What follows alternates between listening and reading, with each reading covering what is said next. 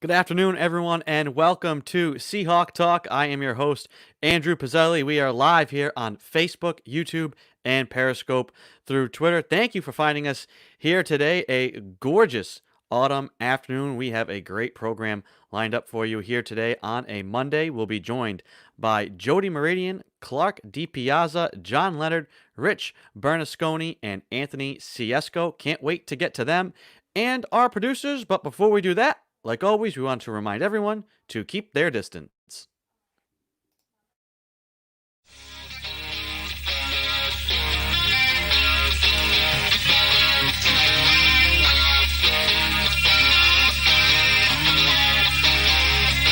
Better keep your distance.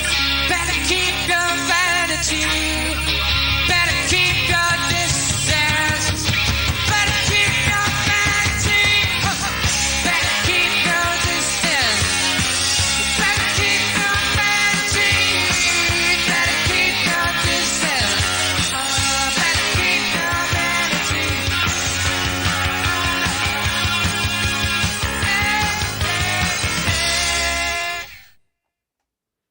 All right, that is Ed Habishaw with his rendition of Keep Your Distance from The Shake, a Rhode Island-based band. Well, based in Rhode Island are our producers. Want to bring them into the show now. Mike DeFusco and Joey Morelli. Fellas, welcome to the show. How was your weekends? It's fantastic. Just sad it's Monday right now. Yeah, same. I wanted to start the show with a bit of news. Sports related news. I'm gonna go ahead and I will pull up this tweet. Announced today from the hockey world. I'll go ahead and zoom in on this if I can. Doc Emmerich, broadcaster for NBC. He's been around for 50 years in the hockey world. Announced his retirement here today. He's just an iconic voice for hockey. Anybody who's watched the Stanley Cup playoffs, anybody who's involved in the world of hockey knows who. You just have to say Doc. He got called Doc because he got a PhD. I think it was like back in the 70s from Bowling Green, and they just started calling him Doc. Just an unbelievable, a true pro. And one of the things I personally love about what he did as a broadcaster. If you want to go to NHL and NBC Sports, they have this little. He did this little video essay, basically kind of saying goodbye to hockey and to calling games. It's really, really, really well done. But one of the things I loved most about him is that the passion and the excitement he brought on a daily basis to a game, and you would think that he gave the same passion to a regular season Wednesday night game in November that he did to Game 7 of the Stanley Cup playoffs, that he did when he was calling Junior League games, that he did when he did Olympic games. And just bringing that excitement and that energy is just inspiring for me as somebody who's an aspiring broadcaster. And this year needed it more than ever, and because as I'll show you in this next picture, he had to work, and I think this maybe had a little bit to do about why he decided to walk away. This was how he called games this year, was from, Oh my God. From his home with multiple monitors and the whole setup in his studio. As a guy who I think was probably already, on the 18th hole, maybe on that last green, so to speak, maybe, having to do a game like this, and if this was kind of where things were going to go, I can see how that could maybe have been hard to want to do, and maybe already feeling maybe like you were ready to walk away from calling games. I was really glad that we were able to have him call games for the NHL bubble. He wasn't there; he was at home. As an older guy, was worried and concerned about the virus, but glad we got to have him on one final Stanley Cup call. It wouldn't have felt right to have the Stanley Cup final without Doc, and so. He gave that same passion and energy. It made the Stanley Cup feel like the Stanley Cup because he brought that energy and passion. Broadcasting like this, which is incredibly difficult to do. It looks stressful. Like there's a lot going on there. That stresses me out thinking about being like I have two monitors at home, but like it looks stressful. there's a lot of money on that table right there. The whole suit, NBC just probably delivered that with the truck. It's like, all right, here you go. You're all set up now. I mean, even if you don't know like hockey, you know this guy, and like for him to have to do it like that after all these years is just like I couldn't do that. Exactly. Yeah. Like I don't watch a ton of hockey either, but like I know who Doc Emmerich is. Like I know that name. My dad's talked about him. Like, and that sucks. And you know, said he's old. The voice, right? And the other thing that people love about Doc is his thesaurus is about a mile high. There's a really great I think it was a Deadspin article he used 100 different words to describe a pass in a single game. I was actually going to ask that. I'd love to see like the actual number, like if it was 100 or if it was like more than 100. Somebody, they went through the effort of like I couldn't find it in time, but they sat there and they wrote out all of it. So poked it, jammed it, chipped it, shovels it, forks it, rattles it, slides it, scales it, leads it, rifled it, and like I do that. I try to keep like maybe 5 to 10 different words for things in my mind when I'm calling games. This guy rattled off 100 without he definitely just made them up as he went without along. them listed in front of him, which is impressive. And then obviously somebody went through the effort because the internet exists. They chopped together him saying 100 different ways to say pass with Daft Punk, which is fantastic. That's the content I signed up for. That's exactly what I want to see. 100 different ways to say one word.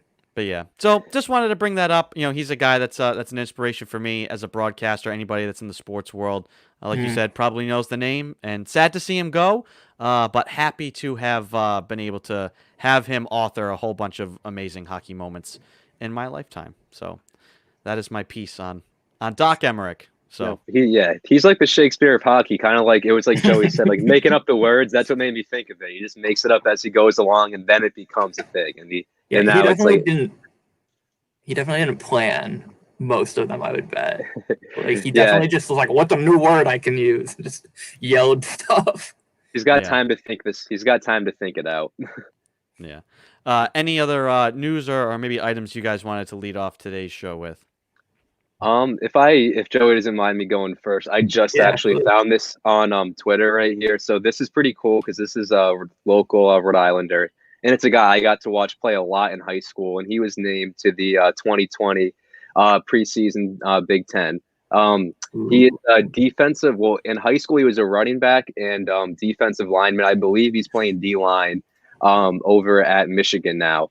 But a local guy went to Bishop Hendricken High School. And when I talk about a men amongst boys at that level, I mean, this is like Division I. You see it, Michigan talent playing against a bunch of like local Rhode Island kids. I mean, he was, he would run over people. But funny story, in one game, one of the smallest players, a DB from LaSalle, gave him a concussion because he lowered his head right in. He was knocked out of the game. And I was just like, it's like one of the he was a freak out there. It was like that video we saw with the stiff arm on with Derrick Henry, Derrick Henry on with the Titans on Friday. With that one, he was like that with every play. So I just wanted to shout him out. You see him right there, product of Rhode Island, which he is. So we'll give him some love. Cool. And I'll mention just real quick. I mentioned last week talking about the movies from Newport Film, and they have announced this week's, I believe it's Wednesday still, it doesn't say.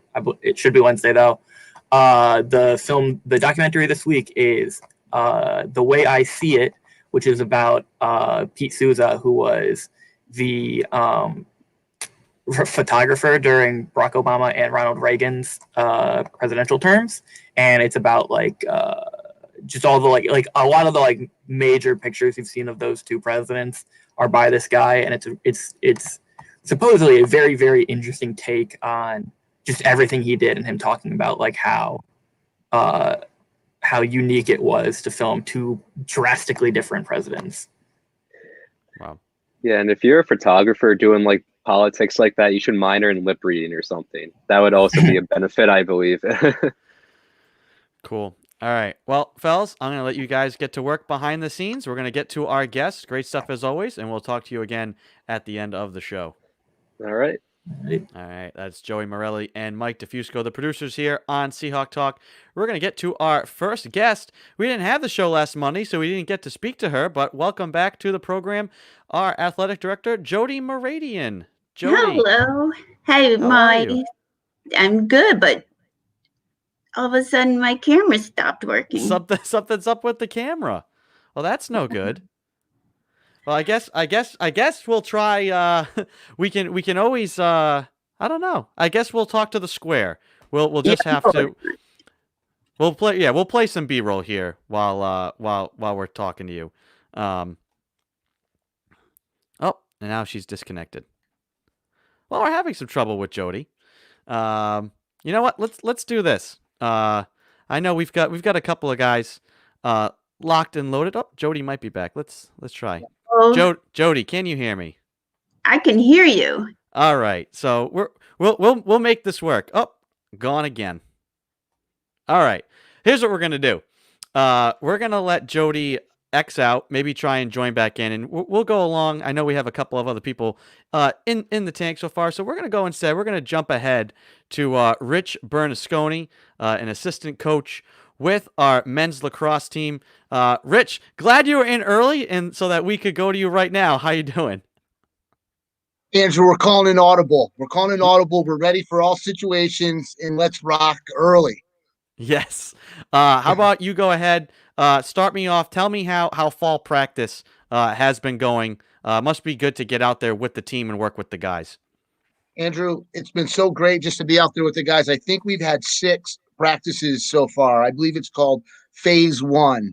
And one of our great players on the team, Brendan Kelly, he kind of describes it as a 2-hour pregame warm-up with a lot of conditioning mixed in, a lot of stick work, a lot of conditioning, all that sort of good stuff. But the great thing about it is the team seems to be fired up, all 40-plus guys, Coach Cooney. I think everybody's just happy that we're out here so far. And, hopefully as the weeks go by, we'll keep ramping up. Yeah. But everyone's having a good time, which is great. And everybody's happy to see each other. So that's been good so far. How have the freshmen handled everything? I mean, this has to be probably one of the hardest years to be a freshman, right? I would think so, Andrew. I mean, we have 8 freshmen this year, and I'm just getting to know them myself. But, you just kind of talk to them person to person. Let's face it, it's odd. I mean, it's not the usual college experience. So, but they're like anybody else. They're adjusting. And from what I'm seeing, the 6 hours a week that we get, and we got 3 practices. So yeah, the 6 hours that you see them, they seem to be having a good time then. I mean, at the end of the practices, everybody seems to be happy. And Coach Cooney does a great job integrating the freshmen with the older guys. He kind of assigns a senior to a freshman, kind of like a buddy system type thing. There's a lot of that going on. So, like I said, I think these guys are adjusting well. Everybody looks good. All the freshmen coach have brought in look pretty good to me, and they're going to be either playing or pushing players to get better, which is great. Yeah, competition's good. Competition is always good. I was going to ask you who has stood out. Obviously, you can't get the full experience of what guys can do because of the phasing, but who from that freshman class has stood out? Or like you said, have all of them stood out and been impressive? I think they've all stood out. I mean, I wouldn't grade anybody. I'd still have to give everybody an incomplete at this point. I can say this, pretty much every guy can throw and catch both hands pretty good. I'm impressed with the shape that the guys are in. A lot of the freshmen are doing well in the conditioning, and their sticks are good. So I'm going to give them an incomplete, but I'm very cautiously optimistic of the group we got coming in this year. And I think a couple of them will end up getting play time, but we'll see. We'll see what happens. Yeah. Because of the nature of this fall and, like you said, getting to focus a lot on skill work and conditioning, there's almost should be no excuse for anybody to come in out of shape when we come back in the winter, right? Andrew, there's always that guy, there's always that guy who's going to be out of shape. I mean, and sure, out of 40-something guys, we might have a couple that aren't in shape, but, like I said, there are a couple that are. I mean, you get 40 guys, not everybody's, there's going to be a couple on either direction coming in really, really good shape or not so much. But we hope as many as possible will be ready to go. And like I said, it's very competitive. The way the pods are set up, we kind of make it a competitive situation. Even at the end of practice, instead of doing sprints, they have relay races. And it adds a little fun to it. It adds a little competition aspect to it. And again, it's just trying to make the best of an unusual situation and have fun with it. I was going to ask, how has it been challenging and how is it difficult to coach without games on the horizon? Well, in the fall, usually it's non-traditional season anyway, and I wasn't at Salve last fall, but I think maybe there's only one or two games that typically teams in our league will play. Maybe one, maybe an alumni game or something like that. So it's not that big of a deal. But what you miss is like the one-on-one play and the full scrimmaging. We haven't worked up to that point yet. We're still in this phase one. So as we keep bumping up, hopefully restrictions will be lifted as we go along so we can get up to that point. But as far as playing in games, that won't be that big of a deal for us. And the other thing that we like too is coach started a little bit later. A lot of the teams started right when they got back in September and maybe kind of winding down now. We're just kind of starting and we're ramping up all the way until, Thanksgiving around there. And then when the kids come back, it's not that far off from when they get back from school. I think it's early January, and we hopefully we'll be hitting the ground running at that point and be ready for the season. Yeah, I was going to ask, you talked about working in some competitive things into practice. What are those little extra things maybe that you do to keep the players motivated given the unknown? It's kind of basically a day at a time, but what are the little extra things you can do to keep guys motivated and on track? Just the faith, Andrew. Coach tells them all the time. I think after every practice, nothing's guaranteed. Like I said, right now we're not even doing one-on-ones, and we're talking about having games, but we all have faith, and we just keep working, and all you can be is hopeful, right? And you got to be ready for anything. And hopefully, when the season does start, we're going to be hitting the ground running. There's going to be no delay or transition period. We want everybody ready. Their sticks are loose. They're in great shape. And when that day comes where they give us the green light, we're ready 100%.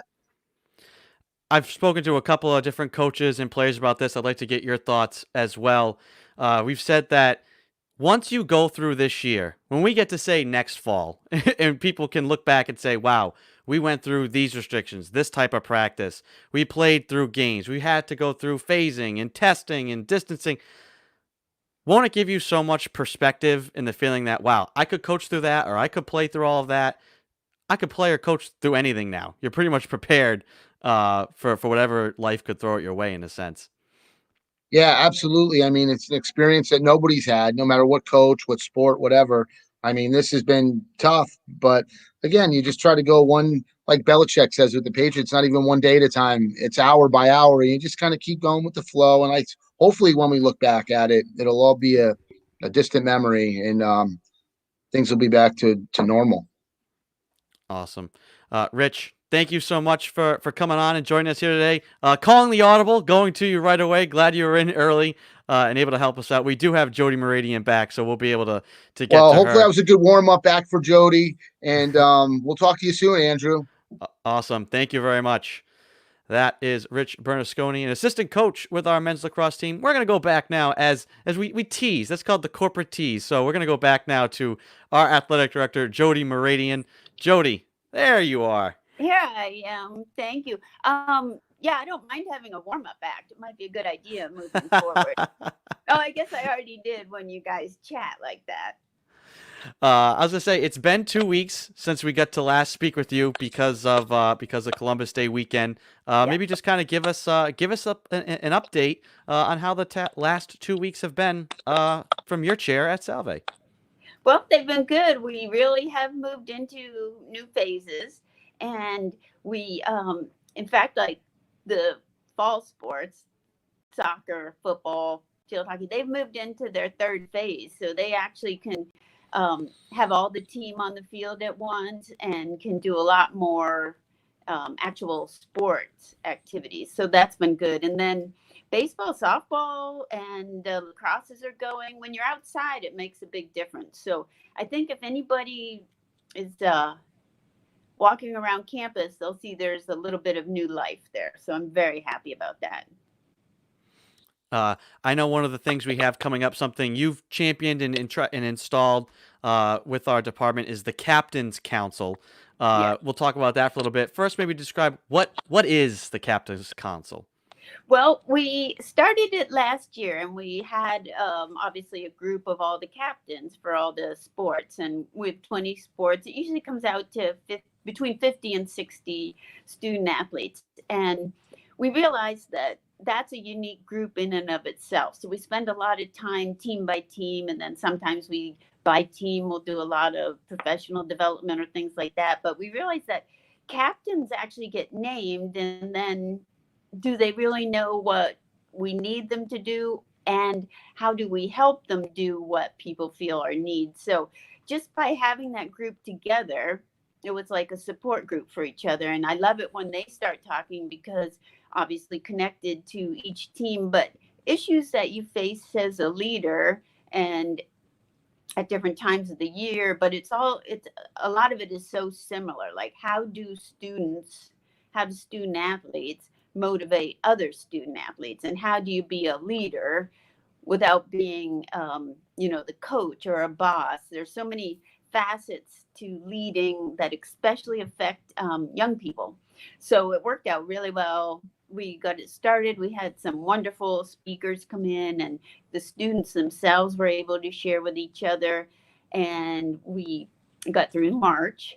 And then obviously we didn't have any more, but we've been able to finally get back where in Bazarski we can now have our group, which is somewhere around 56 right now of captains. So we'll do a mix of virtual and in person. We'll have the president will be speaking with the student athletes, and then we're going to have a couple leadership speakers and some sports psychology, because a lot of it is the mental part, or what people are doing off the field, not on the field, that helps teams compete.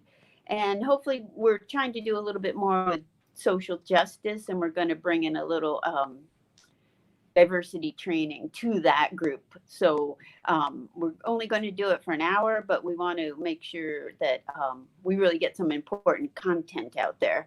So I'm looking forward to finally, that'll be the first time we actually have a group like that together from all our teams. So that's next Tuesday. So I'm really looking forward to it. Awesome. We've seen, a lot of different teams and groups taking this time without games to focus on other issues, to focus on team development and personal development. How proud are you of what you've seen our teams and groups do? Things like what SAC has done. You brought up there doing social justice things, bringing awareness to voting, whether it be racial inequality issues, things like that. How proud are you of what our student athletes have done, taking advantage of this time to affect change and do positive things, not just maybe gloom about not having games?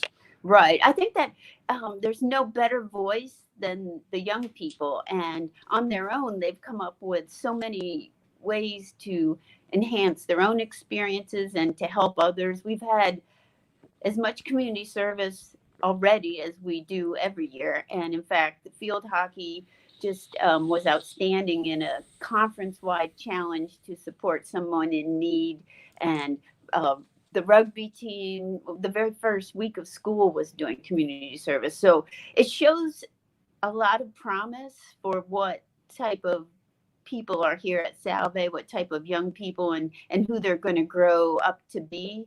And SAC spent the whole, SAC is our student athlete leadership group, and some are captains and some are not, but they were in touch all summer long planning programming, and never once did anyone turn into a complainer about why aren't we able to participate. They all were, how do we grow if we aren't together with a team? So they've created a new dynamic, and one that I think we all need right now. So I've been really proud, and I think it makes me really hopeful for as soon as we start again. They're working on themselves now, and that helps in every facet of a sport. We spoke last week with the commissioner of the Commonwealth Coast Conference, Greg Kay, and we asked him about, just the day before, the NESCAC had announced that they weren't having winter sports. And I asked him, how much communication do you have with the other commissioners of the other conference? And he said that they actually do have a group chat that there's kind of like always going on. For you, is there an athletic director's group chat, that you're a part of, and what is the communication like? How constant is that communication between the other ADs of, say, the CCC or even just the surrounding schools? Right. Well, one thing we do in athletics, it's a it's a very small group, really, but it's a national group. So maybe it's not really that small, but it's a national group, and so we're always watching each other. And while we're competitive on the field, we really just want to be able to compete. But we're very collegial, and we support each other. And so I've said before, but in our own conference, we meet once a week now. We didn't do that before, so we're actually spending more time together and learning more about how we can grow stronger as a conference, which helps everybody. And we have it's a silly little thing, but we have a text chain, and it was buzzing on over the weekend because every time there's an announcement, you can bet everybody's on top of it. And there was another announcement today that the SUNYAC conference will not be having winter sports. So we quickly send that around, but a lot of other conferences are announcing that they are having sports. So it's really just a waiting game overall. And just like with our student athletes, that support's good for us. Sometimes I think, you don't want to be the first to jump off, but you also have to do what's right for your student athletes and for the Salve community. And we've been really lucky so far, and I will knock on wood. So hopefully we all stay healthy and can keep doing what we're doing right now. I'll say I'm going to knock on the wood too. Knock on the wood because you quickly. basically led me right into my final question. Salve started testing staff, students, faculty, everybody beginning August 19th. Out of all those tests that have been conducted regularly, we've only had 4 positive cases, a 0.09% positivity rate, which is amazing. That's fantastic. What do you think has contributed to that? We'll call it success, is the best way to term it so far. What has contributed to that, and what do we need to keep going? Because you can't be complacent. You can't rest on your laurels. No. What has contributed to that success, and what needs to happen to keep that going? Well, I'll just I wouldn't compare us to anyone because I do think what you said second is the real thing. You can't become complacent. And every school has different testing capabilities, and every school's doing, different rates of testing. And I think, we don't want our students now to think, oh, we're great. That's the last thing. So we still always are posting about masking. We still make sure all our student athletes have masks on while they're practicing. So we're very careful and very cautious. We aren't rushing anything. And I know the NCAA is always putting out new guidelines or recommendations for sports, and we follow those. So that's a good thing. And we don't want to see anybody have any issues because, of course, it affects us all. And at some point, that's the reason we want to compete against other schools. And so we need to make sure they're doing well and testing and everything. So I just keep knocking on wood. But I think if you have a good message and people take care of each other, and maybe it's just the fresh air here. It's just lovely. The salt air. I think it it's helps. the salt air. It helps. Yeah, Keeps everybody fresh. Yeah. Jody, thank you so much for coming on. Glad we could work out the technical thank issues. you. We all have them. It happens. No big deal. I usually go down and see you, and I can't because I'm seeing you virtually. Yeah, I know. Fix the camera. All right, see, thank you. You just proved you did it on your own. Wow. You did it on your own. You taught me to fish. All right. Thank you, Jody. See ya. That is Jody Mooradian, the athletic director here at Salve Regina. We're going to move along now to 2 members of our tennis team, Clarke DiPiazza and John Leonard. Fellas, welcome to the show. How are you? Good. How are you? Good. I'm doing good. How are you? Good. I want to ask each of you, whoever, maybe we'll start first. Clarke, you can answer, and then John, you can go. How were your summers? How did you guys treat the summer, and how are you able to stay in shape tennis-wise throughout quarantine, a pandemic, and all of that challenging stuff? It was good. I mean, the tennis courts by my house were closed for a while, but I got to play a few times, and I just went on walks and I guess ran a few times in the neighborhood. Mm-hmm. As for me, I basically did the same. A lot of the tennis courts were closed because of COVID and everything. So the most I did was just go for a jog or walk the dog. Just try and stay active as much as possible. Yeah, just doing any little bit you can. It's got to be, I think, probably the two groups of people who it's going to be the weirdest year for is freshmen, where everything is already going to be so new and crazy, and you're trying to learn all the social distancing and all the practice procedures and everything on top of trying to learn how to be a college athlete. Then there's also the senior experience. Does it almost feel surreal that it's senior year, but then that this is your senior year on top of it all? Yeah, it's pretty crazy that this happened, and I can't imagine being a freshman coming into this. I'd say like we're pretty lucky that we at least got to have 2 normal seasons, and we're hoping that it'll return to normal in the spring, but we'll see. And we're doing our best wearing masks while practicing and all that. Yeah, just going off of what Clarke said, it definitely is really tough being a freshman, but we just got really lucky. We have a lot of talent on the team so far, and also as a senior, it's kind of cool to have new courts to go back onto and hit. Okay. You guys there's a lot of, you guys kind of already touched on a lot of the really interesting things I want to get to. So we'll start with practice. What has practice been like? Luckily, tennis is already, you can be, you're already on opposite sides of a court already. So there's some stuff that's already built in, the social distancing, but how has practice been different and how has that been going? Yeah, I mean, it's good that we're able to distance for our sport, but it's been going good, and it's kind of normal to last year, but with the masks, of course, and we've still been doing a couple runs with our masks too, and keeping in shape. Yeah, now just overall, tennis is pretty good for social distance, I guess, when it's singles.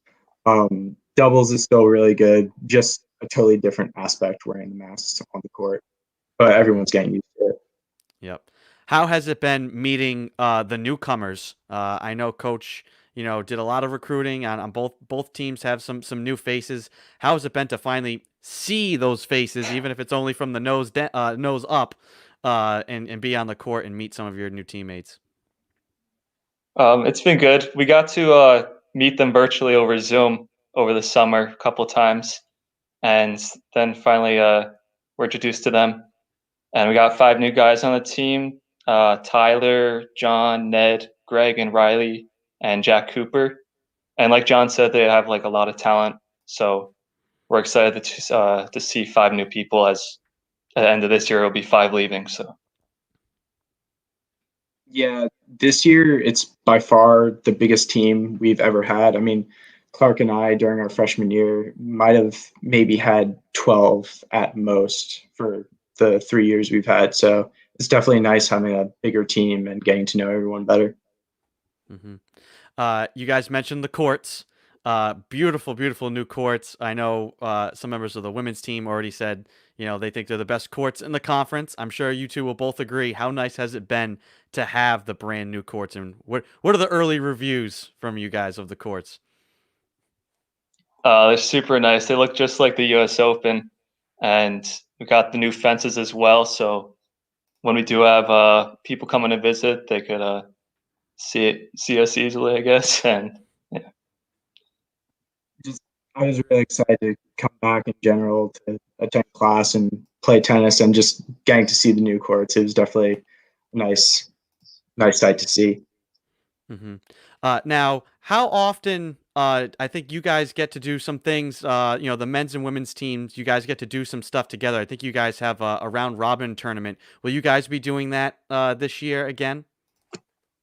We actually just had it this past weekend. It was the first one with the girls team, and we each got a partner, played 10 rounds, and had a new winner, or a team winner, which was Ned and Rachel. So At the end, when we all gathered together, our coach actually said that like COVID's been tough on everyone, but like something good came out of it, and now we have this to look forward to for the years to come for both teams, which is nice. Coach has talked a lot about just the energy around the team. maybe for each of you, talk about what is that energy like? What's the atmosphere with both of your with the teams right now, and being able to integrate, like you said, the women's team and their energy and excitement and things. What is the atmosphere around the team right now, around the tennis at Salve? We definitely motivate each other every day, and we look forward to next season as well. We say that every practice and hype each other up, and yeah. I mean, definitely one of the things I like best about both teams is how close we are. So it's definitely good to see everyone again. Everybody during quarantine, once it started in the spring, I think we all took 2 weeks. We just sat and ingested Netflix for 2 or 3 weeks, and then everybody kind of started picking up different activities, things to do here or there. Clarke, did you always have the green thumb, or is that something new that you discovered over the spring and summer months? How about you talk about that? No, I really did when briefly? I was a little, but this summer I actually spent a lot of time in my backyard planting a bunch of different things from seed, so it's kind of cool to see what I could grow. I was just inspired to do it since I had all this time off. What did you grow? I grew actually cantaloupe from seed, and it grew a ton of them, and lettuce, tomatoes, potatoes, just a bunch of things, a whole supermarket's worth of stuff, basically. That's awesome. Now, John, did he Yeah. bring any of this fresh fruit and produce back to school? Is the team getting to Unfortunately enjoy not. any of this? I mean, so far, no, but I definitely think he will, hopefully. Did The next you, time I will. John? Did you pick up? Did you do any gardening? Did you get into anything new or different over quarantine, or was it just kind of same old, same old? It was mostly same old, same old. I mean, I wish I could definitely pick up the gardening, but I just don't think I don't have that green thumb. I think we all said we were going to do something like that. We all said, "Oh, I'll learn a language. I'll take this time to get in the best shape of my life. I'll learn how to bake, sourdough bread." Clarke, good on you. You actually followed through. You learned how to garden, and that's awesome. And Yep. I look forward to we need to have a fruit, maybe a farmer's market. Maybe you could start a farmer's market Oh yeah, that'd be cool. at Salve. Full Uh, Salve Tennis Farmers Market. Yes. Yeah. Hey, that's a good talk to coach fundraising right there. There you go. Fundraising idea. And I want 5% because it was my idea now. Guys, Only fair. all kidding aside, great to see you. Good luck with the rest of the fall. Hopefully having some competition this spring, and hope you guys stay safe as well. Thank you so much for coming on the program here today. Thank you. Good to Thank meet you for having us. All right. That is Clarke DiPiazza and John Leonard of our men's tennis team. We're going to take a very short break and then be back with Anthony Cieszko of our baseball team. Don't go anywhere.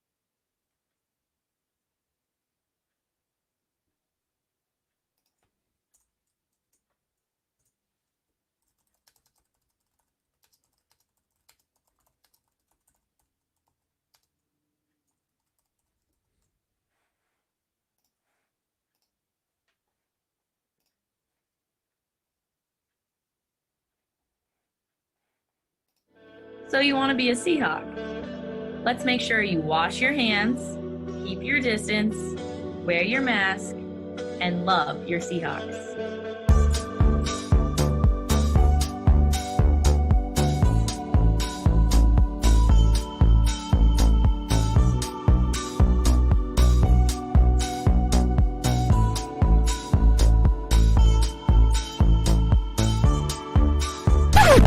Sammy, no mask?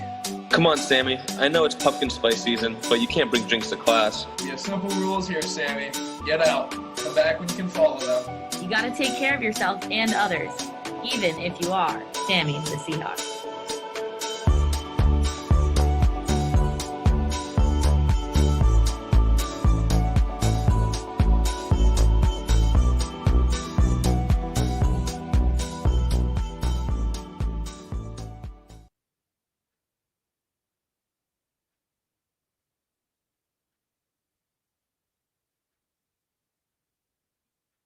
Welcome back to Seahawk Talk. I am your host, Andrew Pizzelli. Want to welcome in our final guest here today on the program, a senior on our baseball team, Anthony Cieszko. Checo, how you doing? Oh, I think you might be on mute, sir. It's all right. It happens to the best of us. Yes. I'm doing good.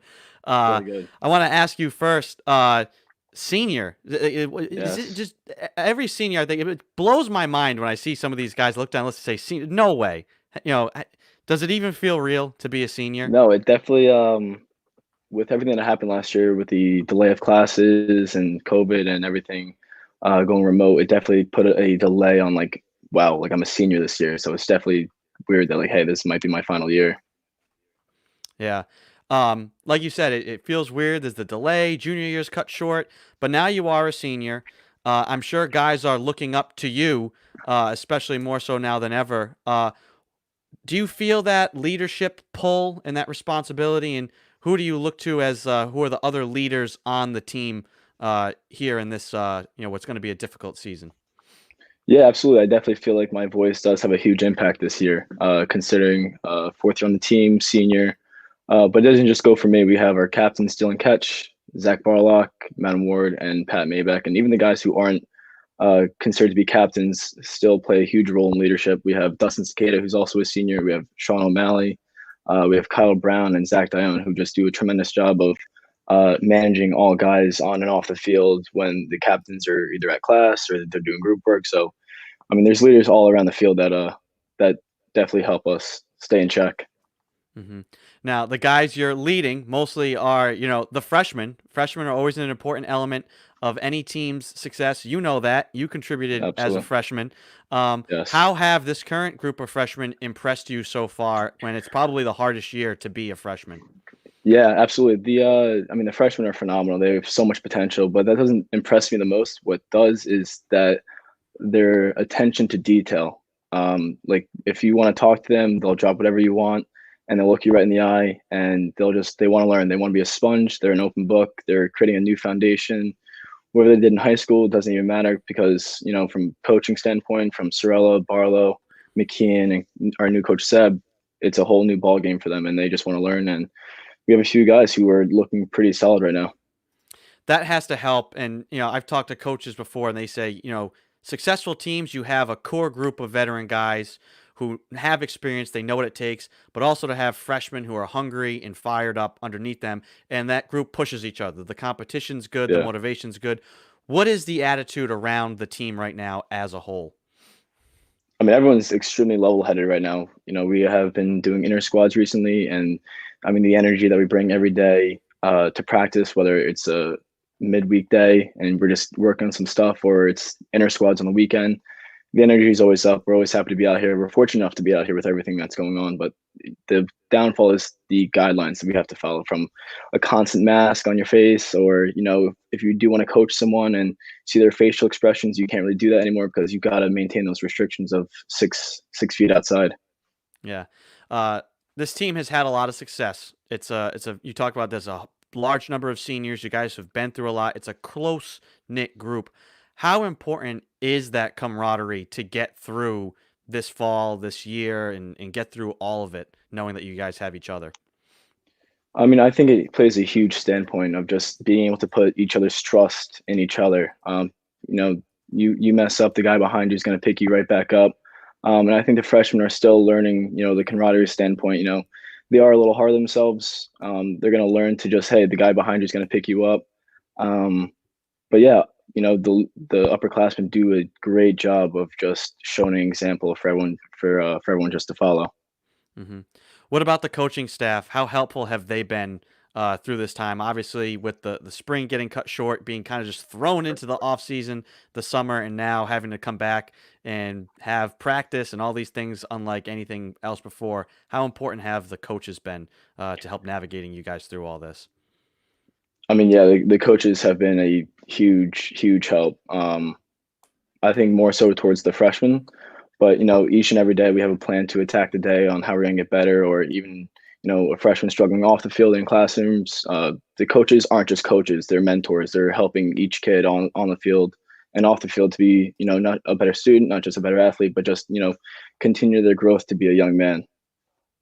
Last question I want to ask you about Cieszko. Did you watch any of the ALCS? Yes, I did. You might know what's coming. Did you get? What are your thoughts on what was happening with Jose Altuve and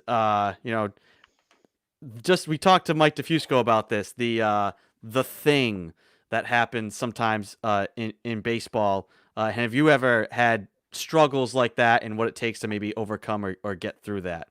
Are you pertaining to the yips he has? The yips. The yips. So unfortunately, I have not personally, but I have witnessed guys who I've played with have the yips. My second baseman, when I graduated, the second baseman behind me came in, and he had a tough case of the yips. And it's kind of like a mental block. It's like, how is this happening? And when I was a senior, our catcher had the yips in the early spring. It's just all a mental block. This whole game's 90% mental, and you just got to power through. But Jose Altuve, I don't like him. I'm happy he has the yips. Oh, so, really? Yeah. Now, why is that? Is that you don't like the player? Is it because of the whole the cheating scandal? It's the whole cheating scandal thing. I'm happy they are out of it, because if they did end up winning the World Series, then I think this whole cheating thing would have been wiped up underneath the rug. But now it's, it is what it is, and now they're out, and the thing plays on. I wanted to see them play the Dodgers in the World Series, and that the Dodgers be the ones to wipe them out of the playoffs. Yeah, exactly. I thought that would have been fitting from a storytelling standpoint. I'm not going to be mad though that the Rays showed them the door, even though I was nervous there. Once the Rays got 3-0, I was like, oh, come on, you got to close this out now. I know I was rooting for that World Series matchup before, but I want my Red Sox to be the only ones to have the 4-3 after the 3-0. Cieszko, great to see you. Good luck with the rest of Thank the you for fall, having me. and hope to see you out on the field this spring. Appreciate it. Thank you. All right, that's Anthony Cieszko, senior on our baseball team. We're going to take a very short break and be back with the producers to wrap up today's program. We'll be right back.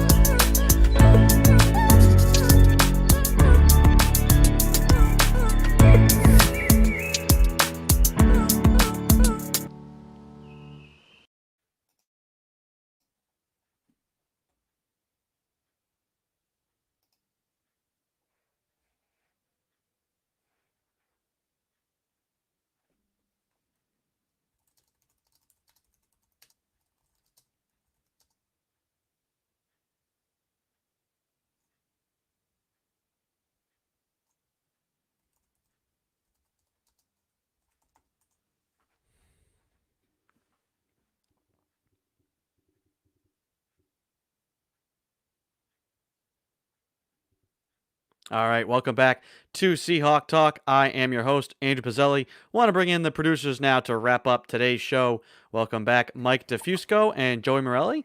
Fellas, I always like to get right off the top your thoughts on our guests from today, anything that stood out from each of you.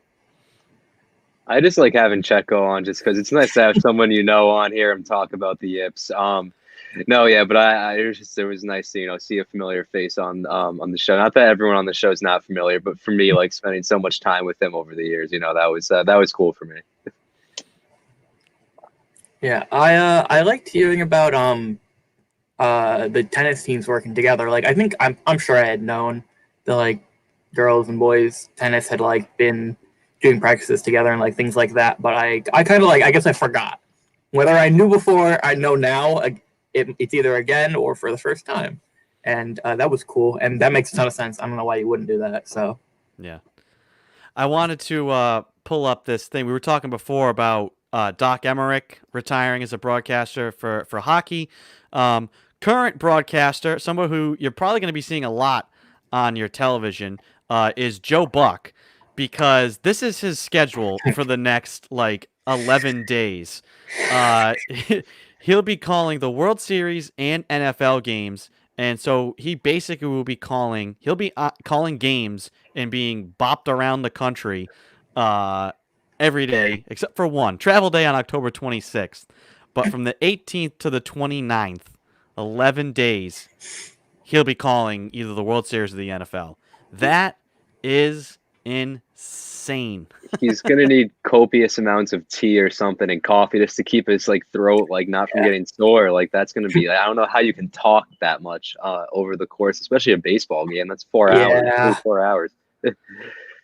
Yeah, that Panther. We'll see how much energy he has for that Thursday night Panthers Saints game. If the World Series goes 7 games. And usually when there's a 7th game, in recent history, those 7th games have gone extra innings deep into the morning. So that Panthers Saints game, we could have quite a tired Joe Buck on air. Yeah. So I just thought that was kind of funny. We were talking about Doc Emmerich before, and I noticed this about his schedule.